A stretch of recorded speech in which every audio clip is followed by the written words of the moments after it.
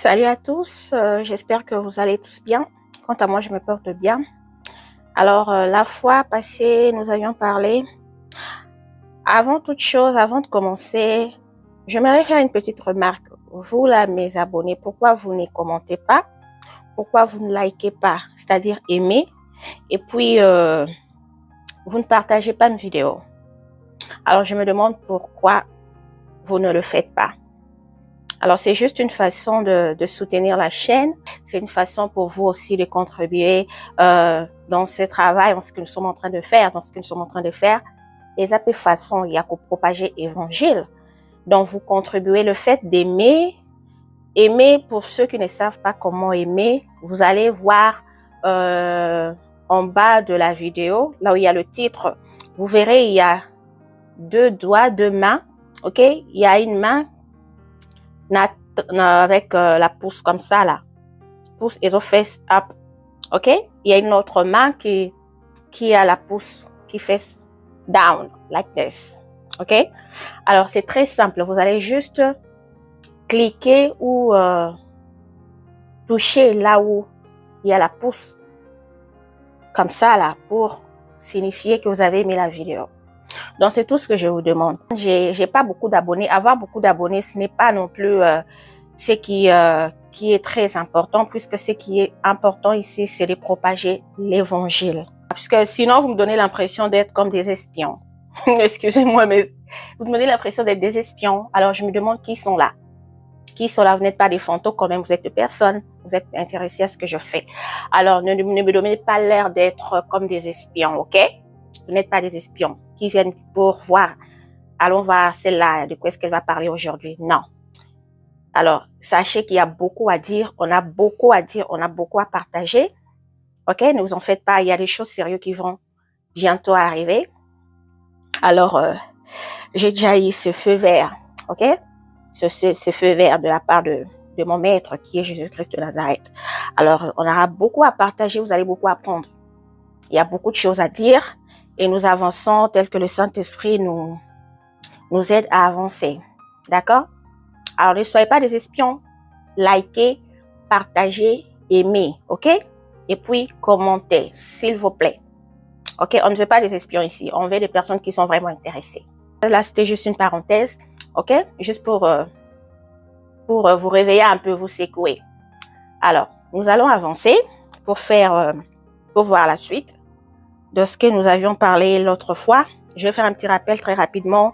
Nous avions parlé, j'avais dit qu'on va plus retourner vers la statue et puis le quatrième animal qui fut le royaume des Javons. Donc, on avance. Alors, il y a eu ces quatrième animal, le royaume des Javons, qui a donné naissance à des nations. OK, des nations nées de ces royaumes des Javons. Et puis, elles ont, à partir d'elles, de cette lignée, de ces nations qui sont nées de ce royaume des Javons, nous avons parlé dans la vidéo précédente que c'est de là que viendra l'antéchrist, que nous appelons la bête. OK?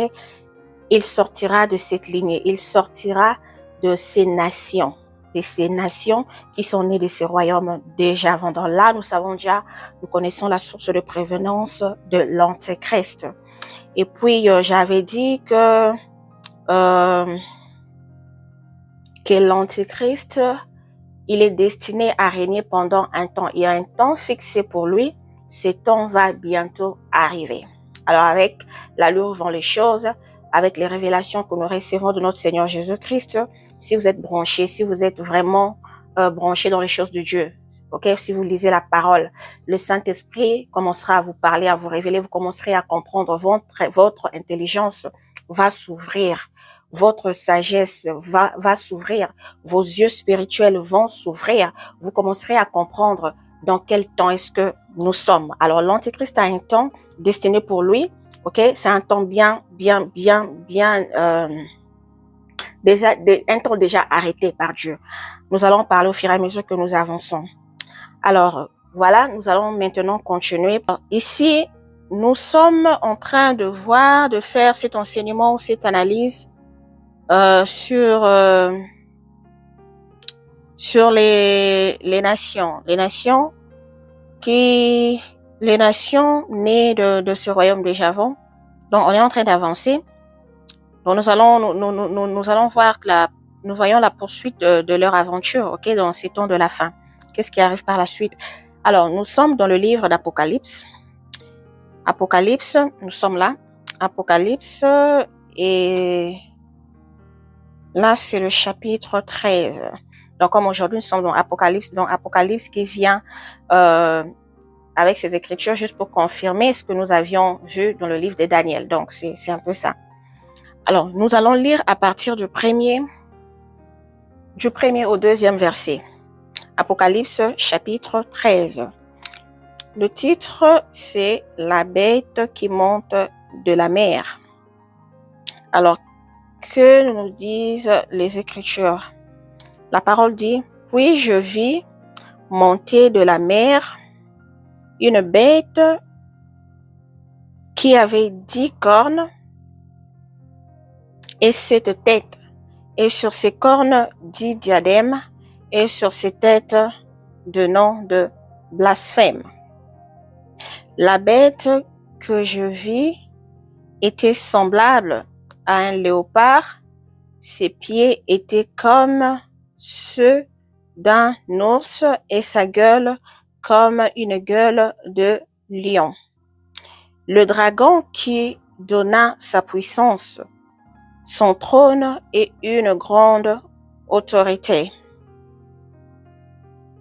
Alors, que veut dire ces écritures? Ici, je viens de lire cette partie, j'ai lu cette partie. C'est pour confirmer ce que nous avons vu dans les livres de Daniel. Alors, rappelons-nous toujours que nous avions parlé de ces animaux que Daniel a vus dans son songe ou dans sa vision. Il s'agissait des 4 animaux et dont le 4e fut le plus puissant.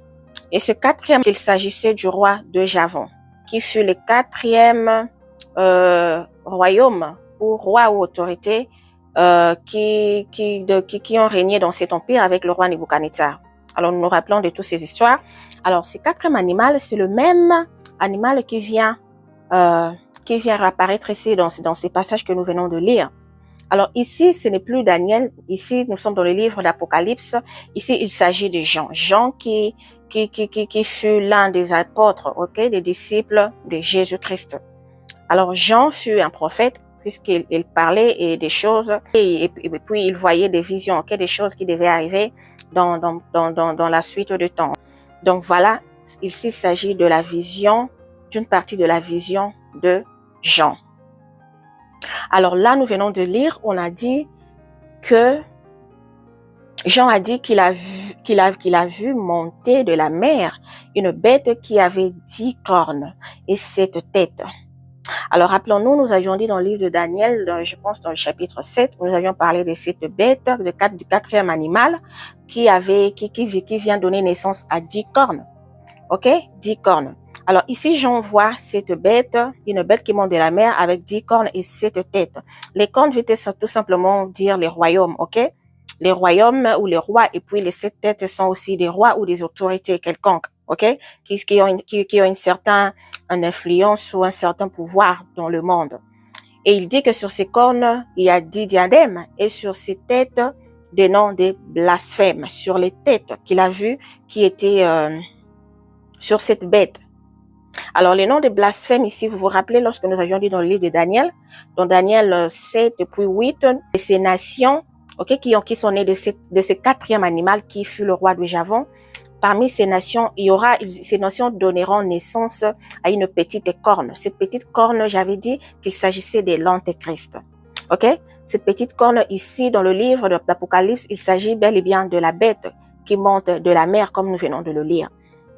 Alors, nous avions dit que cette bête, cette petite corne, c'est une personne influente qui viendra avec des paroles de blasphème, des paroles de moquerie, ok? De moquerie, d'humiliation et tout, pour humilier, pour se moquer, blasphémer contre Dieu, contre Jésus-Christ. Alors voilà pourquoi ici on dit que sur ces têtes, il y avait des noms de blasphèmes. Donc sur les têtes, c'est-à-dire ces autorités, ces rois, ok, qui vont travailler ensemble avec l'Antéchrist, avec cette bête, ce sont ses agents, ses alliés, avec qui il fera alliance. Et ce sont des personnes influentes, ok? Des personnes qui ont de pouvoir, qui ont un certain qui ont une autorité, ok, sur la terre, sur les nations. Alors, ce sont des antichrists, c'est-à-dire que des personnes qui ne croient pas en Dieu, qui ne croient pas en Christ, qui viendront blasphémer contre les choses de Dieu, qui viendront s'aimer ces terreurs, ok, sur l'étendue de la terre. Donc voilà ce que ces passages veulent dire. Et puis la bête que je vis semblable à un léopard, ses pieds étaient comme ceux d'un ours et sa gueule comme une gueule de lion. Alors on dit ici le dragon lui donna sa puissance. Qui est le dragon ici? Alors lorsque vous lisez la Bible et que vous voyez quelque part où on parle du dragon, alors vous devez savoir qu'il s'agit de lui-même le diable, lui-même Satan, ok? Leur maître ici, les Écritures où Dieu le décrit comme étant un dragon. Alors, lorsque vous voyez dragon, c'est lui-même leur maître, c'est lui-même le diable Satan. Il lui donna sa puissance. Donc, Satan, il faut savoir que le diable, c'est un esprit. Il n'est pas humain comme nous, mais pour qu'il vienne, pour qu'il se manifeste, il va devoir avoir un corps pour son incarnation. Et donc, il va devoir s'incarner dans un corps humain pour qu'il puisse afin d'agir, ok? Donc, c'est cette personne qui va être l'antéchrist ou la bête qui sera incarnée, ok? Qui portera en elle, cette personne, l'incarnation de la puissance de Satan, l'incarnation de lui-même, le diable, lui-même Satan. Alors, voilà pourquoi on dit que le dragon lui donne sa puissance, son trône et une grande autorité. Alors, donner à quelqu'un jusqu'au point où aller jusqu'au point à donner votre trône à quelqu'un, c'est-à-dire que cette personne, c'est vous-même, c'est votre incarnation, donc ces personnes vous représentent. Donc vous comprenez que la bête ou l'antéchrist allait s'asseoir jusque sur le trône de ces dragons. Donc vous comprenez que c'est lui-même le diable. Et on dit qu'il lui donne aussi une grande autorité, comme j'avais dit, qu'il aura de l'arrogance, qu'il aura une grande autorité, ok, sur l'étendue de la terre lorsque son temps viendra. Alors, s'il faut continuer un peu jusqu'en bas pour avoir plus de révélations, la parole dit, et je vis l'une de ses têtes comme blessée à mort. Donc, l'une de ses têtes, l'une des têtes de cette bête, ok, on dit comme blessée à mort. Donc, ça veut dire quoi? Donc, cette bête, l'antéchrist, ok? Cette bête, parmi les têtes, parmi ses disciples, parmi ses alliés, il y a une qui sera touchée, qui sera blessée ou qui sera affectée. Ok? Je ne sais pas dire par quel moyen ou comment. Ça, c'est des prophéties qui doivent arriver par la suite. Des choses qui doivent arriver dans la suite de temps. Alors, la parole dit, mais sa blessure mortelle fut guérie, remplie d'admiration, la terre entière suivit la bête.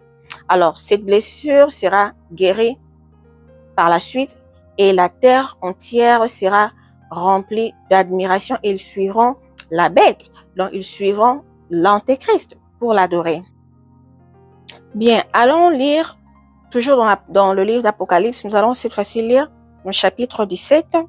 Le titre, c'est la chute de la grande Babylone. La parole du puis un de sept anges qui tenait les 7 coupes vint et il m'adressa la parole en disant, viens, je te montrerai le jugement de la grande prostituée qui est assise sur les grandes eaux. Alors ici, vous comprenez, c'est l'ange, ok? On a dit l'un des 7 anges qui tenait les 7 coupes. Alors, c'est une histoire qui est ici dans le livre d'Apocalypse. Il s'agit des 7 coupes de la colère de Dieu. Alors, ces coupes seront déversées sur l'étendue de la terre lorsque le temps viendra. Alors, la prostituée ici, nous allons comprendre, comme nous lisons, nous sommes en train de lire, nous allons comprendre c'est qui, il s'agit de qui est cette prostituée. Et la suite dit, c'est avec elle que le roi de la terre se sont livrés à la débauche. Alors, voyez-vous, Dieu est en train de juger le roi de la terre, c'est-à-dire les rois des nations, les autorités, les présidents, les princes, le roi, toutes les nations, les royaumes. Il y en a parmi ces nations, parmi elles, qui ont abandonné l'Éternel, qui n'ont pas accepté cette vérité qui est Jésus-Christ, qui ne veulent pas de cette vérité et qui ont accepté, ok, de faire l'alliance avec cette prostituée. Alors on dit que c'est avec elle que le roi de la terre se sont livrés à la débauche. Lorsque nous avons la débauche, nous comprenons qu'il s'agit ici d'une débauche qui peut être soit spirituelle ou charnelle, ok, de choses abominables. La prostitution, j'en ai parlé plusieurs fois dans mes vidéos, ok, le fait d'accepter des dieux étrangers, d'embrasser les dieux étrangers, le fait d'accepter de construire des hôtels pour des dieux étrangers, tout ça là, ok, c'est livré à la débauche, accepter le mal, embrasser le mal. Et puis la suite dit, et c'est du vin, c'est du vin, donc c'est du vin. C'est vin ici, de sa débauche, que les habitants de la terre se sont enivrés. Alors on dit que c'est de ce vin, le vin de cette prostituée, que les habitants de la terre se sont enivrés. Aujourd'hui, de quel vin il s'agit ici? Ok? Alors, lorsque vous êtes branché ou connecté à l'Éternel, au Saint-Esprit, vous aurez beaucoup de révélations par rapport aux choses qui se passent dans le monde. Alors, quel est ces vins?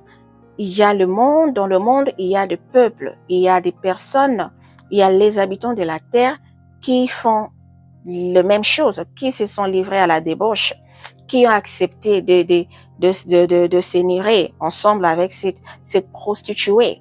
Donc, les habitants de la terre ont accepté des choses abominables, ont accepté de ces dieux étrangers. Et de quel vin dont il s'agit ici? Il y a plein de choses qui se passent dans le monde spirituel. Il y a beaucoup de choses qui se passent dans les ténèbres. OK? Il y a plein de choses. Et c'est bon, vous savez, le diable aime fonctionner. Il fonctionne avec le sang, hein? Oui. C'est du vin de sang des humains que les habitants de la terre, OK, sont enivrés. Ils sont enivrés du vin de sang. OK? C'est le sang qu'ils ont besoin de sang pour avancer. Ils ont besoin de sang pour fonctionner. Ce sont des vampires spirituels, des vampires, des agents qui ont accepté de marcher avec le diable, qui sont aujourd'hui des buveurs de sang humains, des vampires qui pratiquent des choses abominables, que ce soit dans le spirituel ou dans la chair, ok? Que ce soit spirituellement, charnellement, ils boivent du sang. Alors tout ça là, nous allons, comme je dis, on aura le temps de parler de beaucoup de choses. On avance. Et la suite dit, il me transporta en esprit dans un désert et je vis une femme assise sur une bête écarlate, pleine de noms, de blasphèmes, ayant 7 têtes et 10 cornes. Vous voyez ce que nous venons de lire, toujours dans la livre d'Apocalypse, dans le chapitre 13 que nous venons de lire. Voici, c'est la même histoire qui se répète ici. Et cette fois-ci, il y a une femme assise sur une bête écarlate. Cette femme, c'est qui? Eh bien, c'est elle la prostituée. C'est elle la prostituée. On dit qu'elle est assise sur une bête écarlate, pleine de noms de blasphème. Cette bête qui porte plein de noms de blasphème. Il s'agit ici de l'Antéchrist que nous venons de lire dans le chapitre 13. On a dit ayant 7 têtes et 10 cornes. Donc voilà, les 7 têtes qui sont des autorités ou de rois et les 10 cornes qui sont de royaumes ou de rois. Donc c'est toujours l'histoire de cette bête de l'Antéchrist qui fait partie de la lignée de ces 4e royaume qui fut le royaume des Javons. Alors nous comprenons comment les choses vont se suivre pendant ces temps de la fin. Donc là, c'est la suite, c'est la poursuite de l'aventure. Alors cette femme qui vient s'asseoir sur une bête écarlate, donc vous comprenez que la bête est là, elle agit déjà. Elle est dans l'ombre, elle agit. Mais ce qui reste, c'est de se révéler officiellement au monde. OK? Mais il est là, tout est bien installé. Son administration est là, il travaille.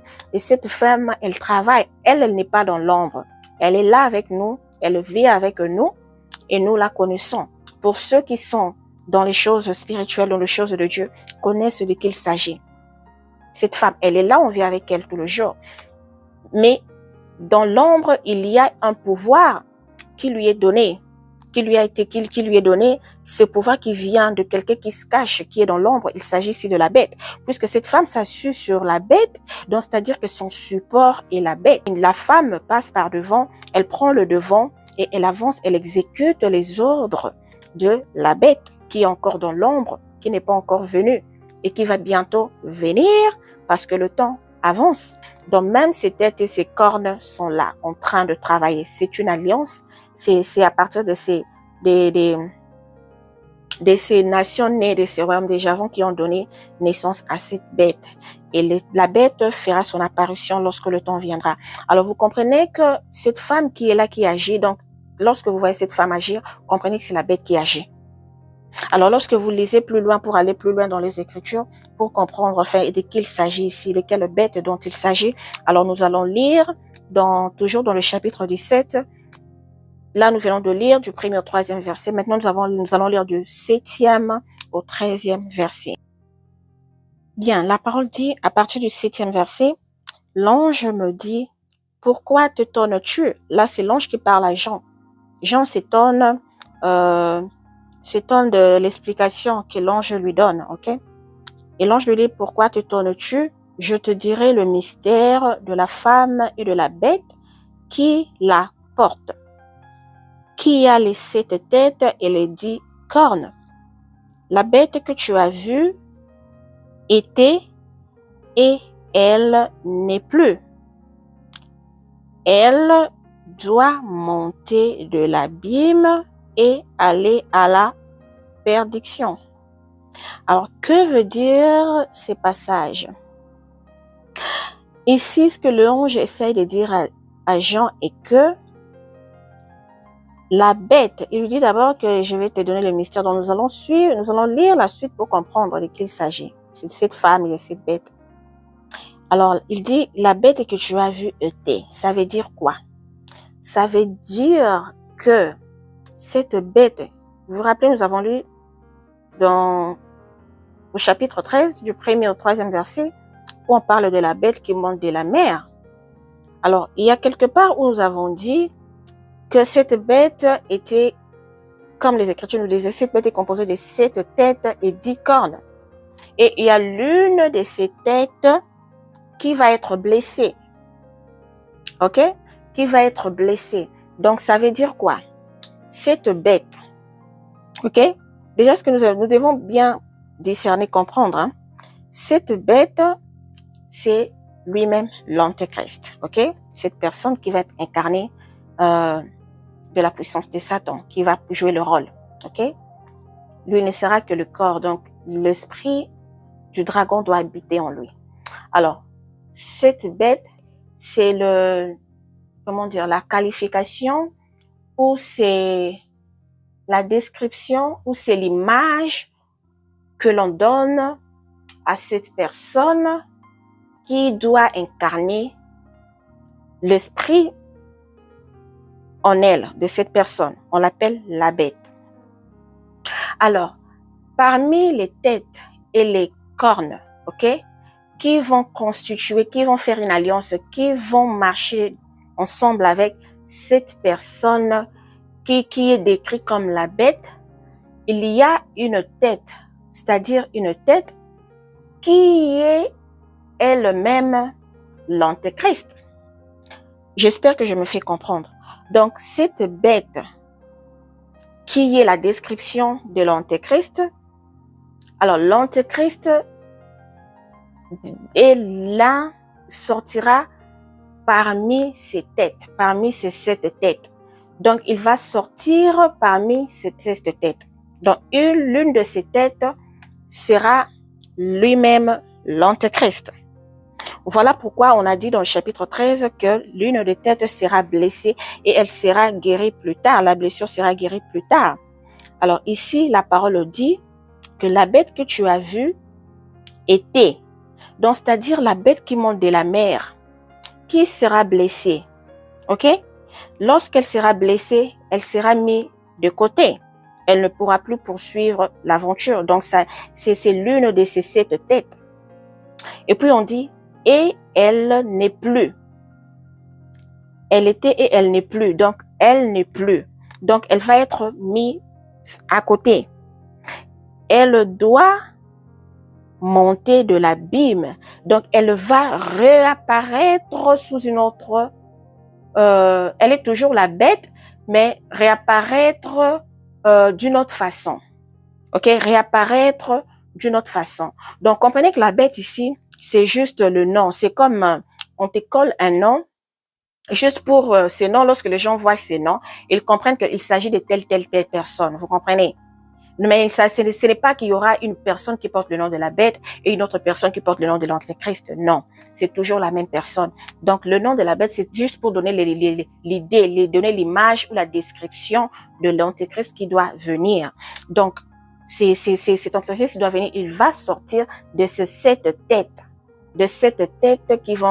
qui travaille avec le dragon, ok? De cette tête qui travaille donc avec la bête. Donc, la bête est l'image. La bête, c'est l'image, ok? C'est l'ensemble, c'est l'image qui nous donne l'ensemble de ces 7 têtes et 10 cornes. Donc, c'est-à-dire de ces royaumes et des autorités, de ces personnes influentes qui vont travailler dans l'ensemble, qui vont former une alliance, un accord. Donc, voilà pourquoi ici, l'ange dit que la bête que tu as vue était. Donc, la première personne dans la bête qui monte de la mer que nous avons vu dans le chapitre 13 était et elle n'est plus. Elle n'est plus, pourquoi? Parce qu'elle a été blessée. Donc, elle doit réapparaître, revenir d'une autre façon.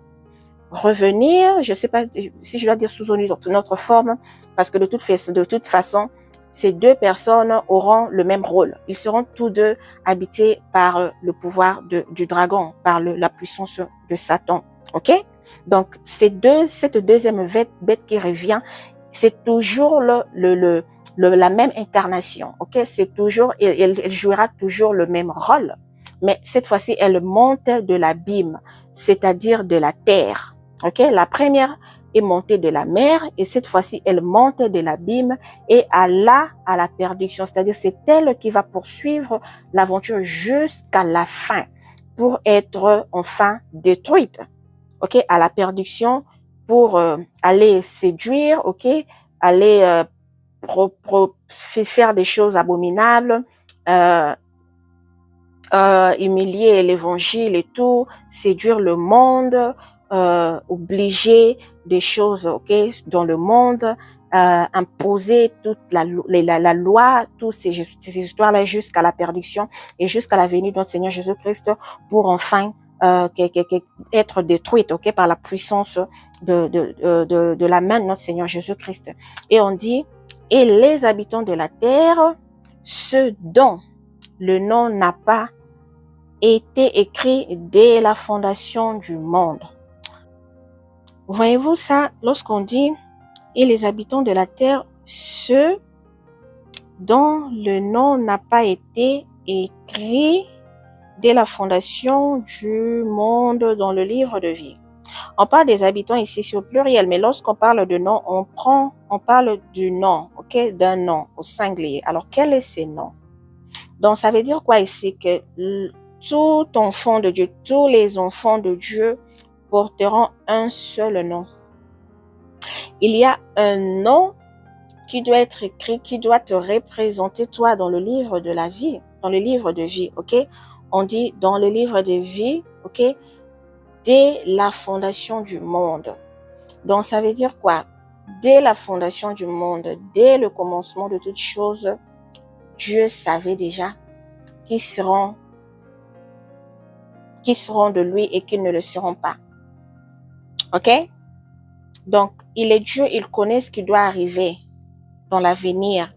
Il connaît ce qui doit arriver demain. Même avant qu'il ne crée le monde, il savait déjà ce qui allait se passer. Il savait, il connaissait déjà qui sont ses enfants et qui ne le sont pas, qui le seront et qui ne le seront pas. Alors, ce nom ici, c'est un nom qui est un nom choisi par Dieu. Un nom qui le donne à tous ses enfants. Un seul nom qui représente un enfant de Dieu. Donc, lorsque tu as ce nom, lorsqu'on voit ce nom c'est comme une marque que les enfants de Dieu portent. Alors, lorsque tu portes cette marque, c'est-à-dire, on te reconnaît, on te reconnaît comme étant enfant de Dieu.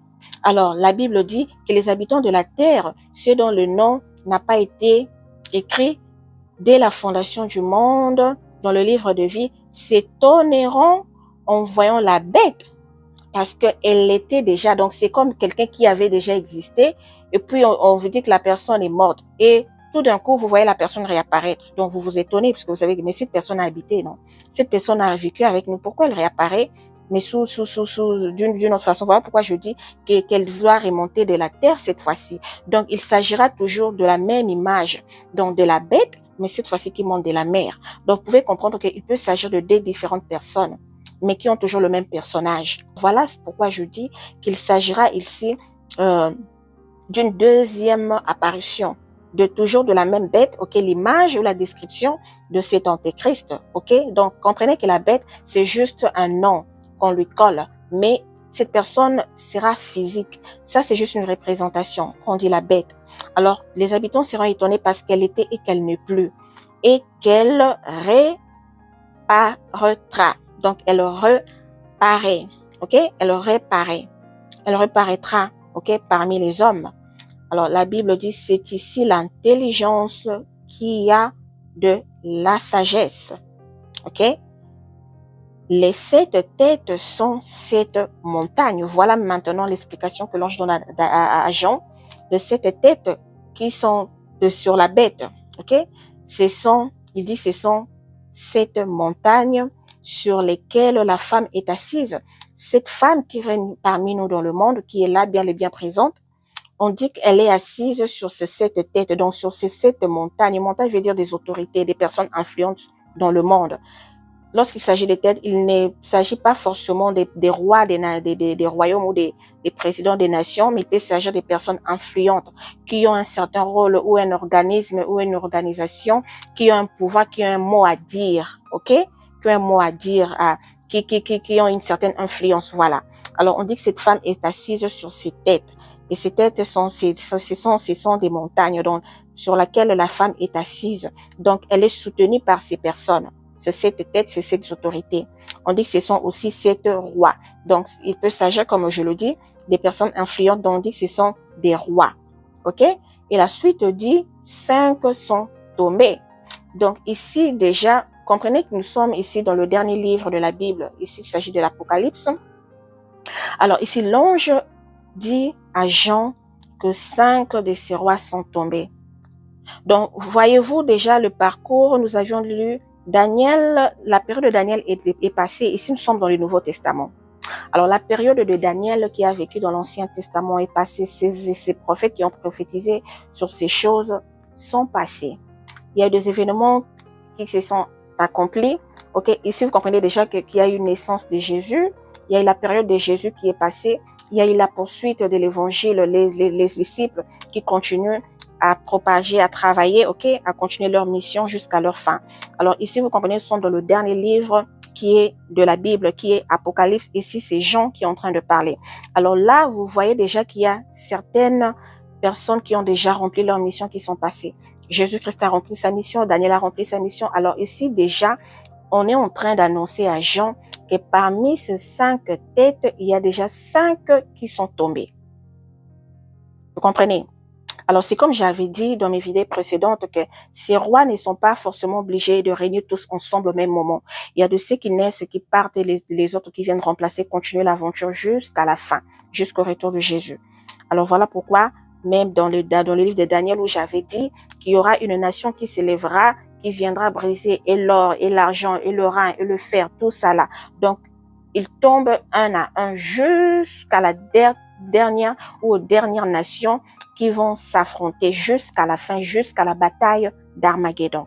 Alors ici, l'ange lui dit que parmi ces 7 têtes, il y a déjà 5 qui sont tombés, un existe. Donc ça veut dire qu'il y a une autorité parmi ces 7 qui existent. Et puis il lui dit, l'autre n'est pas encore venu. Qui est cet autre qui n'est pas encore venu ici? Qui doit venir parmi ces têtes? Ici, il s'agit de la bête qui doit monter de la terre. Alors, puisque la bête qui doit monter de la mer sera blessée et sera écartée, ok, elle sera parmi les 7 têtes. Donc, on va dire la 7e ou l'une d'elles qui va tomber parmi les 7. Alors, on dit que parmi les 7, il y a 5 qui sont tombés. Donc, ça veut dire il doit en rester 2. Et on dit qu'il y a un qui existe et l'autre qui n'est pas encore. Donc, l'autre là qui n'est pas encore, ici, il s'agit de la bête. De la bête. Donc, il s'agit plutôt, je dis de la bête qui monte de la terre. Non, il s'agit de la bête qui doit monter de la mer, puisqu'elle n'est pas encore montée. Hein. Yeah. Donc, j'ai fait une correction là. Il s'agit plutôt de la bête qui doit monter de la mer, donc la première d'abord. Donc, c'est elle qui doit monter de la mer. Donc, il y a 7 têtes, 5 qui sont tombées. Il y a un qui existe déjà, ok? Une autorité qui existe déjà. Et puis, on dit l'autre n'est pas encore monté, n'est pas encore venu. Donc, il s'agit de la première bête dans le chapitre 13 qui doit monter de la mer, celle qui doit être blessée là et après écartée. Donc, c'est elle qui doit monter. Donc, c'est elle qui sera la 7e. Ok? 7e tête. Ce sera l'antéchrist qui va monter de la mer. Et quand il sera venu, donc, cette personne ou cet homme, quand il sera venu, il doit rester peu de temps. Ok? Il va rester peu de temps parce qu'il devra être écarté. Il va avoir une blessure et il sera écarté. Alors, lorsqu'il sera écarté et la bête qui était, ok, et qui n'est plus, donc c'est-à-dire elle-même, la bête qui monte de la mer, qui est la 7e tête, ok, qui va régner pendant un temps qui ne va pas durer, et lorsqu'elle est blessée, elle sera écartée. On dit que et la bête qui était, donc elle là, la 7e tête, qui était et qui ne plus parce qu'elle est blessée, elle est écartée, ok, la 7e tête, et elle-même un 8e roi. Donc, elle revient, elle va reparaître, elle va revenir. Voilà pourquoi les habitants de la terre seront étonnés de voir encore cette image de la bête. On dit qu'elle-même un 8e, donc elle apparaît. Donc, on a 7 têtes et un 8e tête, donc ça veut dire que la bête qui va monter maintenant de la terre, c'est-à-dire de l'abîme, ok? Et elle va être comme un 8e. Donc, on compte un 8e homme ou une 8e tête, ok? Un 8e roi, ok? S'il faut dire comme ça, parce qu'on dit il doit, donc on parle de roi, on parle de personnes influentes, ok? On parle d'un homme influent. Donc voilà, je crois que je me suis fait comprendre ici. Donc elle va réapparaître, ok? La bête qui était et qui n'est plus est elle-même un 8e. Donc cette fois-ci, elle remonte de la terre, de l'abîme, et elle est, c'était une 8e, ok? Elle est un 8e roi et elle est du nombre de 7. Vous voyez ce que je dis, les 7 têtes? Donc elle est du nombre de 7. Donc c'est toujours la même bête qui réapparaît et elle va à la perdition. Alors la bête qui va monter de la terre ou de l'abîme, c'est elle qui va aller à la perdition, qui va imposer les choses jusqu'à la fin. Et on dit les 10 cornes que tu as vues sont 10 rois, ok, qui n'ont pas encore reçu des royaumes, mais qui reçoivent autorité comme de rois pendant 1 heure avec la bête. Vous voyez ici? Donc, il y aura, c'est l'ensemble, une alliance qui rassemble les personnes influentes et les rois et les royaumes et des présidents des nations. Et parmi elles, il y a même des personnes qui n'ont pas de royaume, des autorités qui ne sont pas forcément des rois, des royaumes ou des présidents des nations, mais qui reçoivent une certaine autorité, comme je le répète. Alors, comme roi, ils reçoivent des autorités comme roi pendant 1 heure avec la bête.